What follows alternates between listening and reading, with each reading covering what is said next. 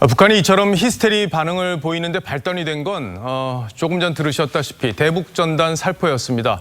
과거에는 이런 전단을 삐라라는 일본말로 부르기도 했었죠. 분단 이후 남북 모두 상대의 체제를 흔들기 위해서 전단지를 뿌려왔습니다. 북한은 왜 이 전단지에 극도로 예민한 반응을 보이는 건지 전단지의 내용 그리고 역사에 오늘의 포커스를 맞췄습니다. 6.25 당시 미군은 한반도에 약 40억 장의 대북전단을 뿌렸습니다. 북한군이나 당시 중공군에게 항복을 권유하는 내용이었습니다. 전쟁의 포화가 멈추고 나서 북한도 남한 지역에 전단을 꾸준히 살포했습니다. 정부는 불온 선전물이라며 신고를 독려했습니다. 김영삼 정부 때까진 대북전단을 막지 않았습니다. 이후 김대중 대통령 들어 대화 분위기가 조성됐고 남북이 상호 비방 중단에 합의하면서 공식적으로는 전단 보내기는 중단됐습니다. 하지만 민간단체에 의한 대북 전단까지 멈춘 건 아닙니다.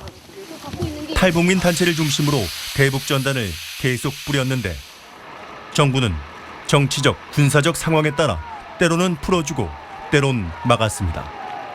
이명박 정부가 모두 3차례, 박근혜 정부는 8차례 제지했습니다. 다만 접경 지역의 분쟁을 피하려는 차원이었지 처벌을 하려는 건 아니었습니다. 그때는 비공개를 하는 건 제지 안 했습니다. 비공개하는 건 일체 제지 안 했습니다. 심지어 경찰들 옆에서 보호해줬습니다. 문재인 정부 들어서도 대북 전단은 수차례 휴전선을 넘어 북으로 날아갔습니다. 그런데 정부 기류가 달라졌습니다. 통일부는 대북 전단 살포가 교류협력법, 항공안전법, 공유수면법 위반 등 모두 6가지 법 위반이라고 판단했습니다. 정부는 자유북한운동연합 대표 박상학과 큰샘 대표 박정호를 남북교류협력법 위반으로 고발하고 법인 설립 허가 취소 절차에 착수하였습니다.